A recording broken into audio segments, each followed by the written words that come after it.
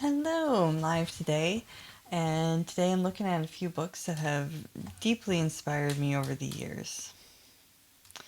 So, I'm just getting used to my setup still here, so bear with me. I even got my TV going to have some images for the librarian to promote my services in the back, and if you have any questions about those, feel free to ask as well. So today I'm going to talk about three different books here. I've come across these at different points in my life. The first one is The Places That Scare You by Pema Chodron.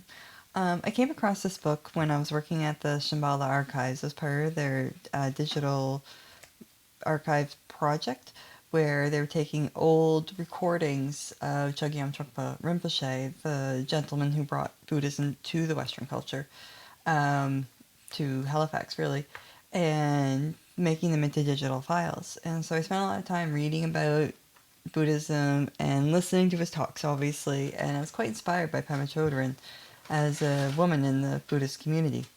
This is a fantastic book for anyone venturing into something unknown. Could be motherhood, could be a new business, could be moving to a brand new place. And it's it can be a heavy read. You do have to take time to go into the chapters because it's a lot of reflection, it's a lot of thinking. Really, she gets to the foundation of the Buddhism quite easily in terms of like how it benefits and how you can bring it into everyday life and use it to move forward in your life with more fearlessness in difficult times. And gosh knows we're going through a lot of difficult times. So in the table of contents here, we have tapping into the spring, learning to stay, the warrior slogans, for limitless qualities, loving kindness, compassion, fresh start, strength, identifying laziness, groundlessness, neurosis, and finding that state in between everything and how to use the mind training and use all of these practices together. And she even gives the five of them, five of the practices in the appendix, so that way you can easily quickly refer back to them and be able to go, oh, okay, that's what she was saying, and I can go back and apply those things. There's a chant in here, and I'm just going to find her concluding aspiration of this book, which I find is fantastic, and I don't believe it serves as a spoiler at all in this case because it really encompasses so much. It's, she says, throughout my life until this very moment, whatever virtue I have accomplished, including any benefit that may come from this book, I dedicate to the welfare of all beings. May the root of suffering diminish, may warfare, violence, neglect, indifference, and addictions also decrease. May the wisdom and compassion of all beings increase now and in the future. May we clearly see all the barriers we erect between ourselves and others to be as insubstantial as our dreams. May we appreciate the great perfection of all phenomena. May we continue to open our hearts and minds in order to work ceaselessly for the benefit of all beings. May we go to the places that scare us. May we lead the life of a warrior. In reading this out loud now, it actually reminds me a bit of Anne Sullivan's valedictorian speech, which I refer to often because it was so inspirational for me to read at the time. And so many great women encourage us to go to the places that scare us, to move forward in achieving our dreams. In achieving those dreams, I end up coming across The Little Black Book, a toolkit for working women by Otegha Uwagba. It's a nice, simple little book that you can just throw in your pocket and use for inspiration. It breaks down very nicely into getting it done, overcoming creative blocks, building your brands, public speaking, money talks, learning new skills, networking, and really importantly, looking after yourself in a business, because it can be quite a balance of being an entrepreneur, mom, and doing absolutely everything to make life work, right? And of course, there's some more words of wisdom in here.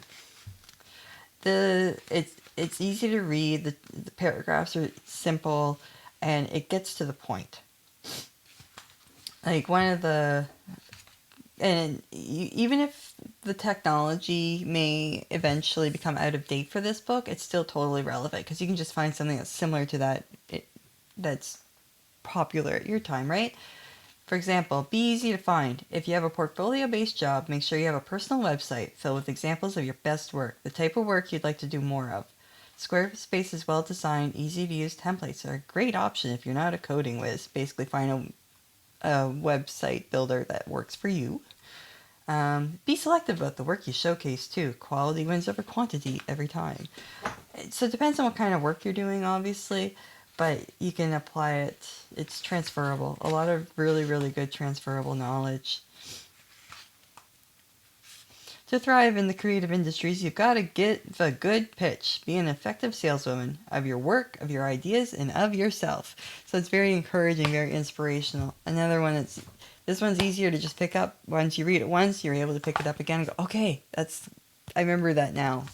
I can now keep doing that. I can keep being awesome. I can keep building my business and being self-sufficient.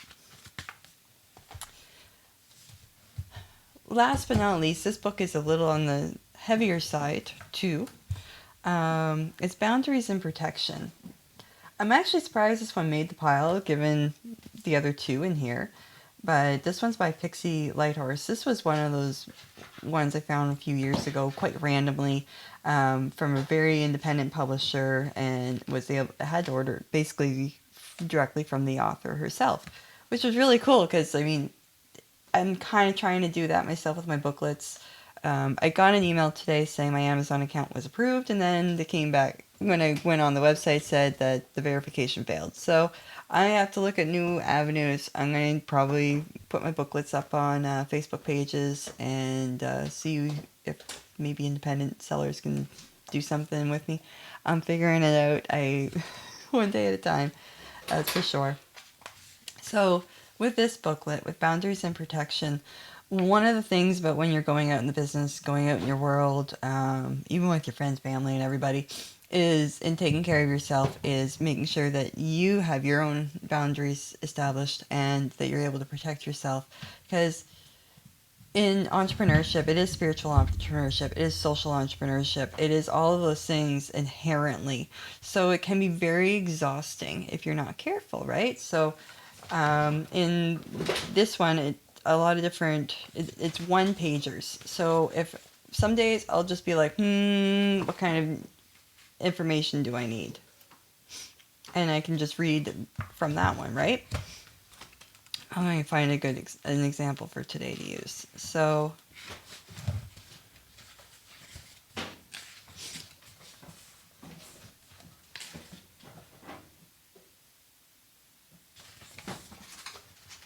let's see here. Let's start with this.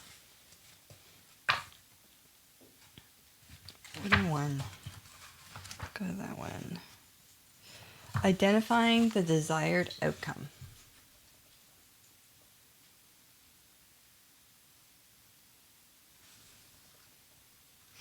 The outcome we're hoping for might be more simply stated, to be resolution-oriented, to allow my friends to freak out because of something I do or say, to be allowed to do the same, to honor myself, to learn to communicate my feelings by sitting with them before I speak, to claim space to heal, to cultivate security by trusting my intuition, not indulging my fear, to know and honor which actions are self-respecting and which are not. So this is very self-inspirational based. It's very... Oh, I'll fix that.